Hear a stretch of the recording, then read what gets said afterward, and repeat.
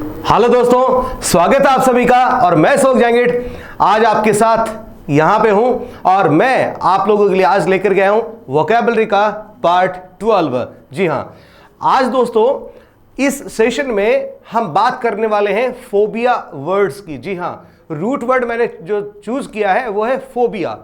ठीक है, फोबिया जो चीज है इसके बारे में आज हम बात करने वाले हैं। फोबिया, फोबे, फोबिक, इस प्रकार के जो शब्द हैं उनका अर्थ क्या होता है वो पहले से अपन थोड़ा बात करते हैं और फिर आगे बढ़ेंगे। मैं बात कर रहा हूं फोबिया, फोब,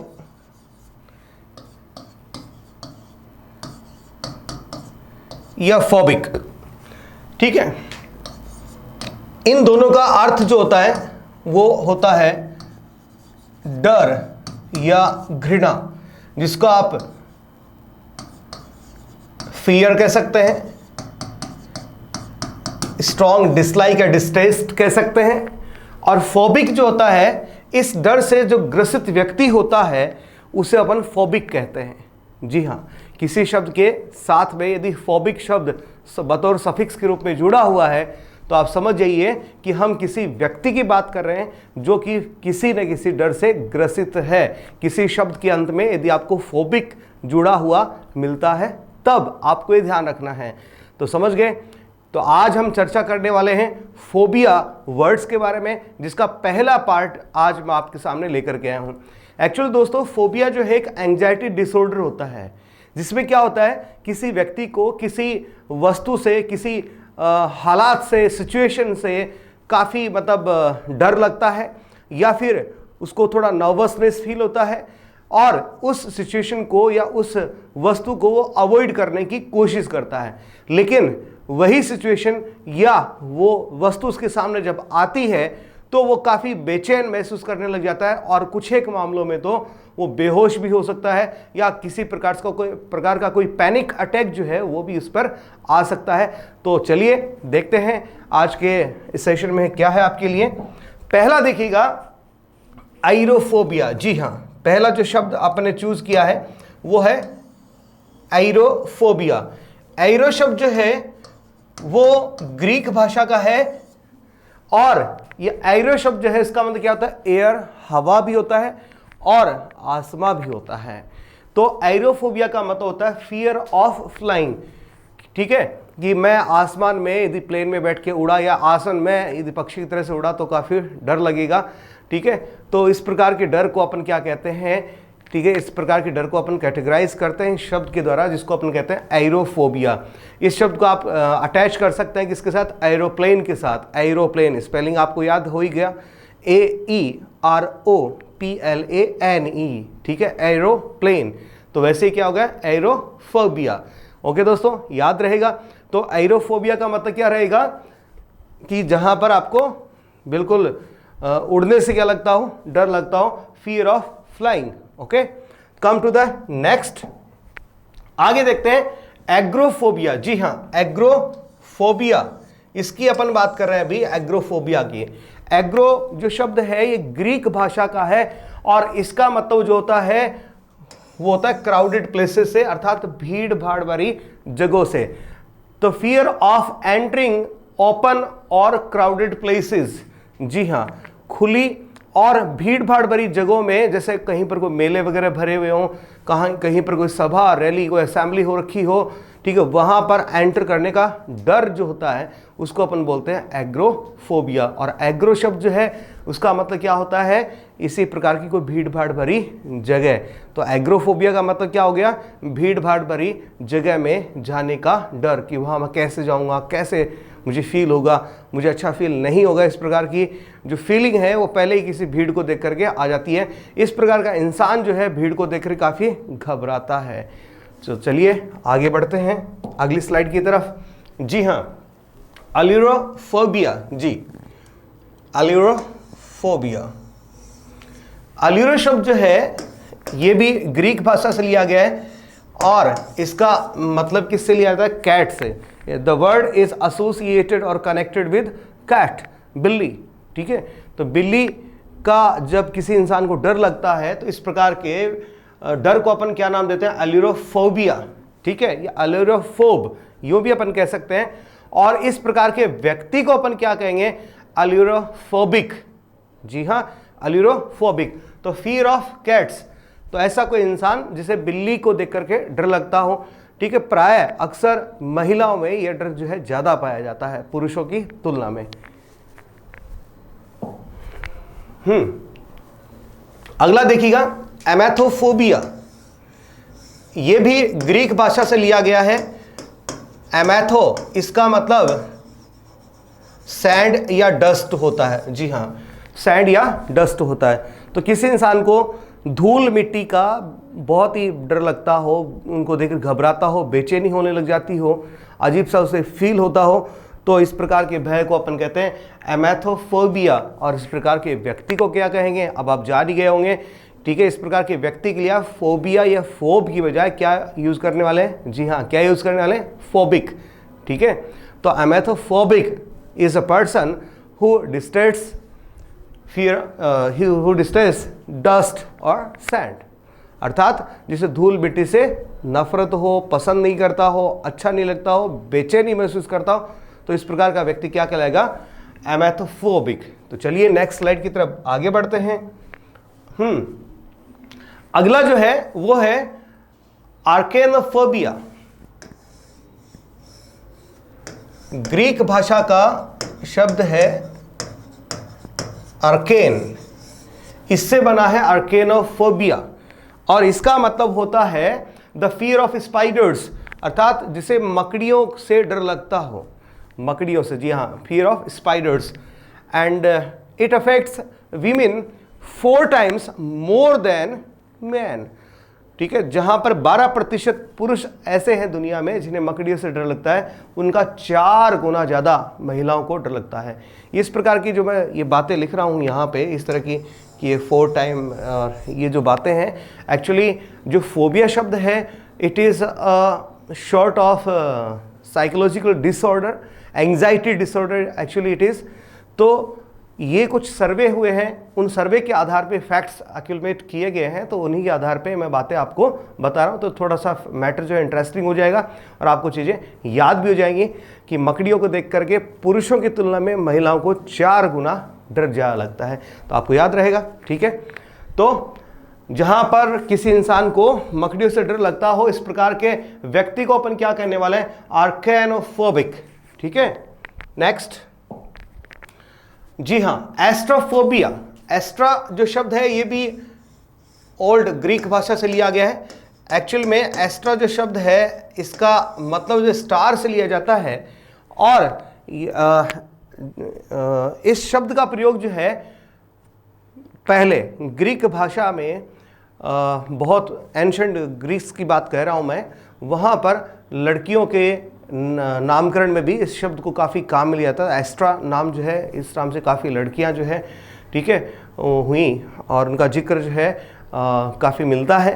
तो यहाँ पर एस्ट्रा जो शब्द, केवल इसी की यदि बात करी जाए तो एस्ट्रा का मतलब क्या हो गया, स्टार से हो गया, ठीक है, आसमान से हो गया।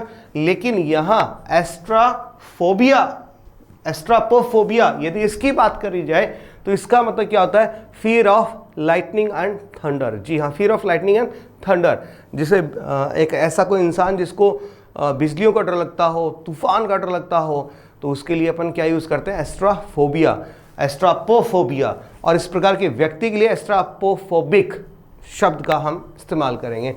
चलिए अगली स्लाइड की तरफ बढ़ते हैं, और अगला जो शब्द वो है ऑफिडियोफोबिया। जी हाँ ऑफिडियो, ऑफिडियो अगेन ग्रीक वर्ड है, ये सारे के सारे आपको ग्रीक वर्ड्स ही मिलेंगे। और ऑफिडियो का मतलब होता है स्नेक, तो द फियर ऑफ स्नेक्स। तो इस प्रकार के जो फोबिक्स जो व्यक्ति जो होते हैं, ये क्या करते हैं, अवॉइड करते हैं certain cities because they have more snakes. Certain cities भी हो सकता है और सर्टेन प्लेसेस भी हो सकते हैं। इस प्रकार के व्यक्ति जिनको सांपों से डर लगता है, ठीक है, जिस शहर में जिस स्थान पर सांप ज्यादा पाए जाते हैं, इस प्रकार के जगह को वो छोड़ देते हैं, अवॉइड करते हैं, ना बाबा मेरे को नहीं जाना, वहां पर सांप रहते हैं, मैं नहीं जाऊंगा। और सांपों को देख करके उनको क्या लगता है, डर लगता है। तो इस प्रकार के व्यक्ति को अपन क्या कहने वाले हैं, ophidiophobic, ophidiophobic. Come to the next. अगला देखिएगा साइनोफोबिया, और ग्रीक भाषा में साइनो जो है इसका अर्थ लिया जाता है डॉग्स से। जी हां, डॉग्स इससे लिया जाता है। तो द फियर ऑफ डॉग्स, जिसे कुत्तों से डर लगता हो, दिस इंक्लूड्स एवरीथिंग, इसमें सारे कुत्ते आ गए, फ्रॉम स्मॉल पुडल्स, जो पुडल प्रजाति के हैं, बिल्कुल छोटे छोटे कुत्ते जो हैं, उनसे लेकर के जो ग्रेट डेन्स, डेन्स जो है काफी हाइट में ऊंचे होते हैं, कद्दावर होते हैं और बहुत ही खतरनाक खूंखार डॉग्स होते हैं। ठीक है, तो जो कुत्तों की ब्रीड्स हैं उनके नाम यहाँ पर लिखे गए। पुडल छोटे छोटे वाले कुत्ते होते हैं, ठीक है, और डेन्स जो काफी डेंजरस, खतरनाक और ज्यादा हाइट लेने वाले कुत्ते होते हैं। तो जिसे कुत्तों से डर लगता हो, इस प्रकार के व्यक्ति को अपन कहेंगे साइनोफोबिक, और इस भय को अपन नाम देते हैं साइनोफोबिया। तो याद रहेगा आपको दोस्तों। जी हां, अगला देखिए क्लॉस्ट्रोफोबिया। यस, क्लॉस्ट्रोफोबिया, क्लॉस्ट्रो इसका मतलब क्लोज्ड स्पेस और प्लेस से है, अर्थात तंग जगह है। एक व्यक्ति जिसको बिल्कुल किसी जगह में फंसने का डर लगता हो कि यार स्पेस कम हो, कहीं में फंस गया तो ऐसा डर लगता हो, या जैसे मान लीजिए किसी लिफ्ट में फंस गया, ठीक, खचाखच भरी ट्रेन के अंदर फंस गया, खचाखच भरी बसें जो हैं अपने हिंदुस्तान में खूब चलती है, उनमें कहीं फंस गया तो ठीक है, मैं निकल पाऊंगा या नहीं निकल पाऊंगा, ठीक है, लिफ्ट में फंस गया, एलिवेटर्स में फंस गया, ठीक है, कोई छोटे कमरे में फंस गया, इस प्रकार का जो भय जो होता है वो क्लॉस्ट्रोफोबिया कहलाता है। The fear of small places like elevators, small rooms and other enclose spaces. जैसे आप तस्वीरों में देख सकते हैं कि दो तंग दीवारों के बीच में ये व्यक्ति जो है फंसा पड़ा है, ठीक है, ऐसे मन में सोच रहा होगा कहीं मैं फंस तो नहीं जाऊंगा ऐसे, ठीक है, आप यहाँ पर भी देख सकते हैं। तो काफ़ी स्मॉल प्लेसेस में फंसने का जो डर है वो कहलाता है क्लॉस्ट्रोफोबिया, और इस प्रकार का व्यक्ति जो है जो इन सब चीज़ों से डरता हो उसको अपन कहते हैं क्लॉस्ट्रोफोबिक। जी हाँ, come to the next slide. अगला देखिएगा एक्रोफोबिया। जी हाँ, अच्छा शब्द है एक्रोफोबिया। यहां पर आप एक्रो को ध्यान में रखिएगा। एक्रो जो है ग्रीक भाषा में इसका अर्थ जो है वो लिया जाता है हाइट से, एक और अर्थ भी लिया जाता है टिप एंड से, किसी चीज का किनारा, जैसे मान लीजिए दीवार है, दीवार का एक किनारा, ओके, टिप एंड इससे भी होता है और हाइट से। तो जिस व्यक्ति को ऊंचाई से डर लगता हो, इसके इस भय को हम नाम देते हैं acrophobia, the fear of Heights. तो 5% of the general population suffer from this phobia. जो अपनी आम जनता जो होती है उसका 5%, अर्थात पूरी जनता के 5% लोग जो हैं वो इस फोबिया से ग्रसित होते हैं, अर्थात 5% लोगों को लगभग क्या होता है, ऊंचाई से डर लगता है, अर्थात ये लोग क्या हैं, एक्रोफोबिक हैं। तो 5% of the general population is acrophobic. Okay, now come to the next, taphophobia. जी हां, टैफोफोबिया, टैफिक,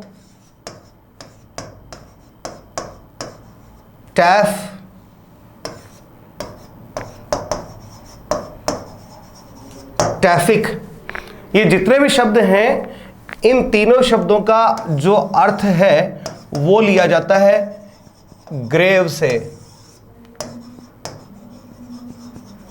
ब्यूरियल से और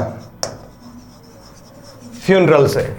लेकिन यहां पर जो हमें अर्थ लेना है वो अर्थ क्या है, वो है the fear of being buried alive by mistake and waking up in A coffin underground, कि कहीं पर मुझे जिंदा दफन तो नहीं कर दिया जाएगा और जब मेरी आंख खुलेगी तो फिर मैं किसी जमीन के नीचे दफन पाऊंगा अपने आप को, किसी कॉफिन अर्थात ताबूत के अंदर।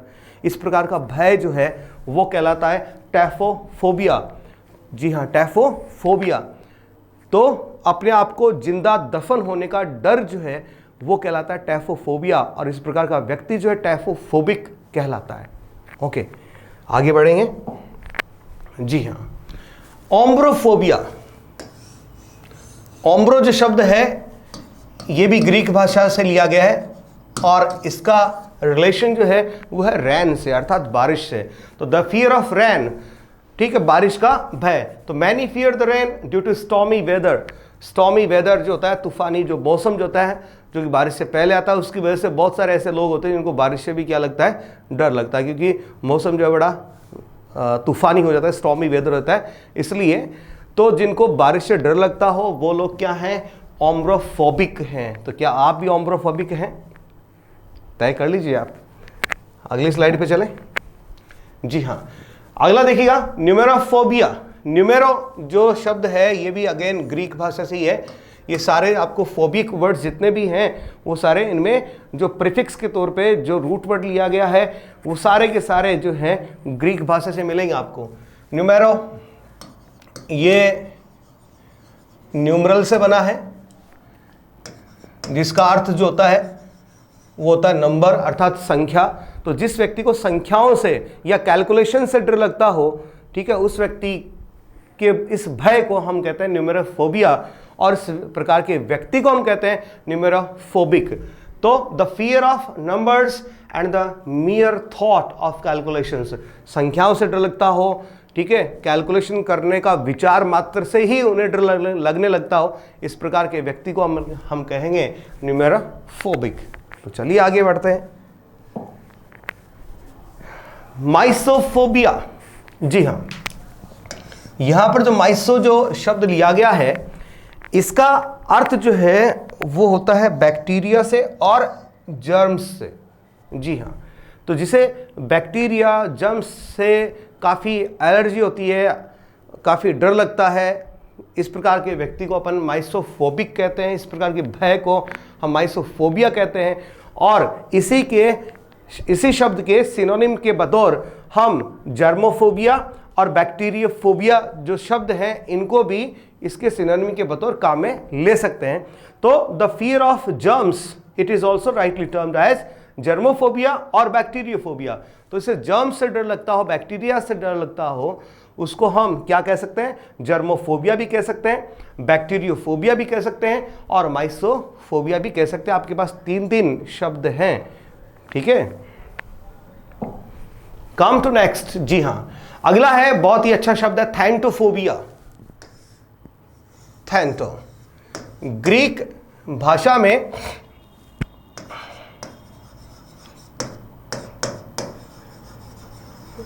मृत्यु जो है उसको पर्सोनिफाई किया गया है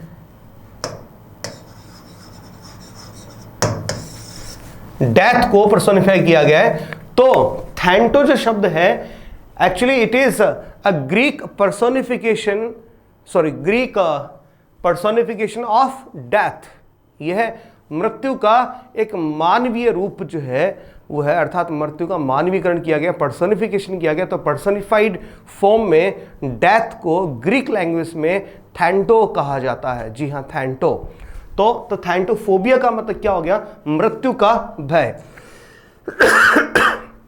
the fear of death, even talking about death can be hard. और इस प्रकार का जो व्यक्ति है उसके सामने मृत्यु की बातें करना भी जो है उसको डरा देता है, ठीक है। अक्सर हमारे भी होता है, कोई व्यक्ति मृत्यु की बातें करता है तो उसको अपन चुप कराते हैं, नहीं भैया ऐसी बातें मत करो। तो थैंटोफोबिया, इस प्रकार के व्यक्ति को, इस भय से ग्रसित व्यक्ति को हम कहेंगे थैंटोफोबिक। आगे बात करते हैं ग्लोसोफोबिया। जी हाँ, ग्लोसोफोबिया। अब ग्लोसोफोबिया जो है इसका अर्थ क्या होता है देखिएगा। ग्लोसो का अर्थ टंग भी होता है, वर्ड भी होता है, और इसका अर्थ स्पीच अर्थात बोलने से भी होता है। टंग का अर्थ भी बोलने से लिया जाता है, शब्द, मुंह से शब्द निकालना, इसका अर्थ भी बोलने से लिया जाता है। तो जो ग्लोसो जो ग्रीक वर्ड है इसका अर्थ टंग, वर्ड या स्पीच होता है। और ग्लोसोफोबिया का मतलब होता है the fear of public speaking, अर्थात not being able to do speeches, अर्थात सभी के सामने, पब्लिक के सामने बोलने का भय। हाथ पांव कांपने लग जाता है ऐसे व्यक्ति के, ठीक है। आप उसकी शक्ल को छोड़िए, आप उसके पाँव को देख लीजिए, आपको पता चल जाए क्या हो रहा है। बिल्कुल एक से ट्रेम्बल करती हुई पाँव जो है बिल्कुल नज़र आपको आ ही जाएंगे, ठीक है, और इंसान जो काफ़ी घबरा जाएगा और इसको एक नॉर्मल सी बात कहनी, वो नॉर्मल सी बात जो है पब्लिक के सामने नहीं बोल पाएगा। तस्वीर में आप पीछे देख ही पा रहे हैं। तो फियर ऑफ पब्लिक स्पीकिंग जो है इट इज़ कॉल्ड ग्लोसोफोबिया, और इस प्रकार का व्यक्ति जो है वो कहलाएगा ग्लोसोफोबिक। अगला देखिएगा मोनोफोबिया। और अब यहां पर मोनो जो शब्द है इसके बारे में आप बहुत अच्छे से जानते होंगे। मोनो का मतलब क्या होता है? सिंगल, अर्थात अकेला, जिसको अपन और क्या कह सकते हैं? अलोन कह सकते हैं, ठीक है। और क्या कह सकते हैं अपन? अलूफ भी कह सकते हैं। हालांकि अलोन तथा अलूफ में थोड़ा सा अंतर रहेगा, ये आप बिल्कुल जानते ही होंगे। नहीं जानते तो थोड़ा सा मैं हरिडली यहाँ पर आपको बता ही देता हूँ। अलोन का मतलब जहाँ पर आप बिल्कुल अकेले हैं, आपके आसपास इर्द गिर्द कोई नहीं है। लेकिन एक सिचुएशन ऐसी भी तो हो सकती है जहाँ पर आपके इर्द गिर्द बहुत सारे लोग हैं, लेकिन फिर भी आप अपने आप को अकेला पाते हैं। जैसे आप किसी भीड़ भाड़ भरी जगह में गए, मेले में गए, सारे लोग अजनबी आपके लिए, और फिर भी आप क्या हैं वहाँ पर अकेले महसूस करते हैं अपने आप को, भीड़ में भी तन्हा महसूस करते हैं, ठीक है। लोगों की प्रेजेंस के बावजूद महसूस करते हैं आपको, अपने आप को अकेला महसूस करते हैं। Then you can use this word aloof. तो मोनोफोबिया का मतलब क्या आता है? The fear of being alone, अकेले हो जाने का भय कि यार कहीं मैं अकेला तो नहीं पड़ जाऊंगा। इवन वाइल ईटिंग एंड और स्लीपिंग, और इस प्रकार के व्यक्ति को अकेले खाना खाते हुए या अकेले सोते हुए भी क्या लगता है? डर लगता है, ठीक है। तो कहीं आप तो मोनोफोबिक नहीं है, कहीं आप पे मोनोफोबिया तो नहीं है, ठीक है। तो मोनोफोबिया का मतलब अकेले पड़ने का, अकेले होने का डर। ओके, अगला देखिएगा अटिकीफोबिया। जी हाँ, अटिकीफोबिया, अटिकीफोबिया। अटिकी जो शब्द है इसका अर्थ जो होता है वो होता है फेलियर। जी हाँ, फेलियर अर्थात असफलता। द फियर ऑफ फेलियर, असफल होने का डर जो है वो कहलाता है atychiphobia. The fear of failure it is the single greatest barrier to success. और सफलता में सबसे बड़ी बाधा यही होता है, आप किसी काम को शुरू करने से पहले सोचते हैं यार कहीं मैं असफल तो नहीं हो जाऊंगा, ठीक है। और असफल होने का डर जो है वही आपको सफल होने से रोक देता है, क्योंकि आप उस काम को नहीं करते हैं। इस वजह से नहीं करते हैं क्योंकि आपको डर लगता है, किस बात का? असफल होने का। तो आप सफल होने के लिए बने, असफल होने के लिए नहीं। तो अपने इस अटिकीफोबिया को आप निकाल करके फेंक दीजिए। Don't be an atychiphobic. Next, अगला जो शब्द है वो है एनोक्लोफोबिया। बहुत इंटरेस्टिंग है। ओक्लोफोबिया को अपन पहले देख चुके हैं। ओक्लोफोबिया का मतलब क्या होता है?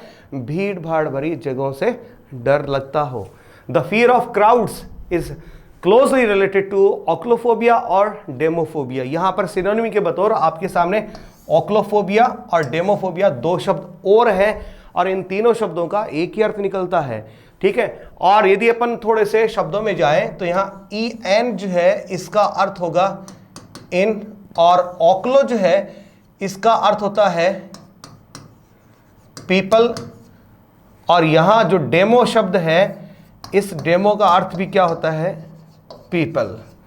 तो लोगों के बीच में अर्थात भीड़ के बीच में जाने का जिसे डर लगता हो क्या कहलाएगा? एनोक्लोफोबिया, ओक्लोफोबिया, ये डेमोफोबिया। ओक्लोफोबिया पहले पढ़ के आए हैं। तो आपके यहाँ पर तीन शब्द तैयार हो गए, तीनों का एक ही अर्थ होता है भीड़ भाड़ भरी जगहों से डरना। चलिए अंतिम शब्द देखते हैं आज का, और यह है एमेटोफोबिया। जी हाँ, ग्रीक भाषा में एमेटो जो है उसके दो अर्थ निकलते हैं, एक तो वॉमिट और दूसरा इसका जो अर्थ होता है वो होता है एमेसिस, अर्थात किसी चीज का बाहर निकलना, शरीर से बाहर निकलना, अर्थात वॉमिट होना। The fear of vomiting and the fear of loss of your self control. यहां इसके दो अर्थ निकलते हैं। जब कोई व्यक्ति इस बात से डरता हो कि यार कहीं वॉमिट नहीं हो जाए मुझे, कहीं वॉमिट नहीं हो जाए मुझे, इस बात का डर लगता हो, या कहीं पर मैं अपना सेल्फ कंट्रोल न खो दूं, आत्मनियंत्रण नहीं खो दूं, इस बात का जो डर लगता है इसी को अपन क्या कहते हैं? एमेटोफोबिया। और इस प्रकार के व्यक्ति को अपन क्या कहेंगे? एमेटोफोबिक। तो दोस्तों आज के सेशन में मैं आपके लिए फोबिया शब्द से जुड़े हुए 20 शब्द लेकर के आया था और इनके बहाने मैंने कुछ शब्द और जो है वो भी यहाँ पर इंक्लूड कर दिया। ऑलमोस्ट 25 वर्ड्स जो है आज के आपने इस छोटे से सेशन में तैयार किए हैं। उम्मीद करता हूँ आपको ये पसंद आए होंगे। फोबिया की जो लिस्ट है अभी समाप्त नहीं हुई है, और भी है। हम और भी फोबिया के पार्ट्स जो है लेकर के आएंगे। तब तक के लिए थैंक यू। और एक बात और आप ध्यान रखिएगा, यदि आपको पसंद आया लाइक कीजिए, और यार कुछ ज़्यादा पसंद आ रहा है तो यार सब्सक्राइब भी कर ही लो, ठीक है। और कुछ क्वेरी हो, कुछ पूछना हो तो कमेंट बॉक्स में आइए, यू आर वेलकम देयर, ठीक है। तो आज के लिए बहुत है इतना, थैंक यू।